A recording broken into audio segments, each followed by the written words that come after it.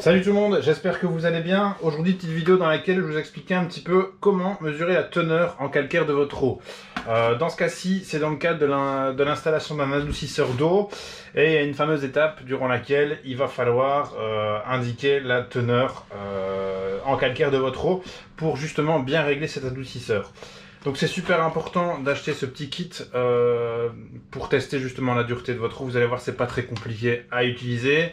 Je vous mets tous les liens en description ou dans l'espace commentaire pour trouver ce genre de kit au prix le plus intéressant. En général, dans le commerce, on trouve ça à une trentaine d'euros. Mais dans les liens que je vous propose, on peut en général les trouver à 20-22 euros. Donc c'est clairement intéressant d'y jeter un petit œil et voir un petit peu le prix du moment. Donc en général, les kits se présentent de cette manière-là, avec ici une petite bouteille de réactif. Voilà, il y a 30 ml et une petite éprouvette dans laquelle on va mettre l'eau à analyser. Donc dans ce cas-ci, je vais aller remplir mon éprouvette jusqu'à 10 ml de l'eau actuelle sur mon installation.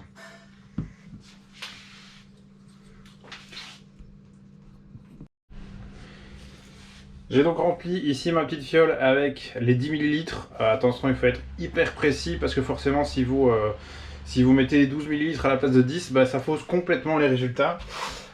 Et donc maintenant, ce qu'on va faire, c'est mettre du réactif dans cette eau et on va y aller goutte par goutte.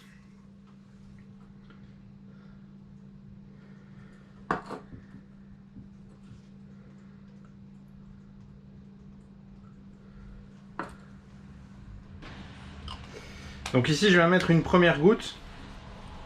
On va faire le mélange. Et vous voyez que l'eau, pour l'instant, elle tire vers le rose. Je ne sais pas si vous le voyez clairement à la caméra. Et donc, on va mettre des gouttes jusqu'au moment où le mélange va devenir bleu.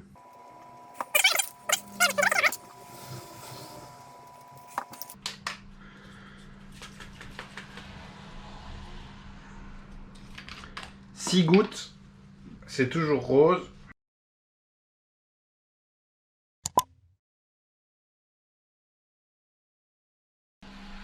Oups, là j'en ai mis 27.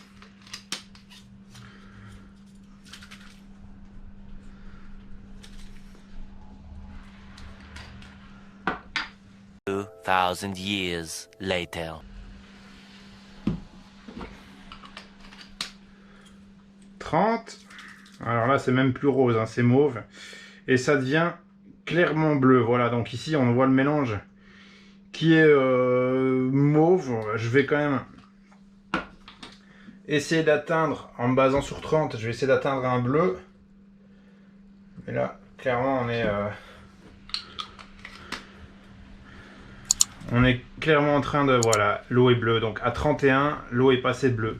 Donc dans mon tableau de référence qui est en général fourni avec votre adoucisseur, vous allez savoir exactement où vous caler pour justement régler le volume d'eau entre deux régénérations.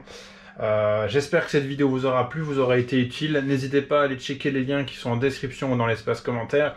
Je remercie mon beau-père pour cette super astuce et je vous dis à bientôt pour une autre vidéo. Salut!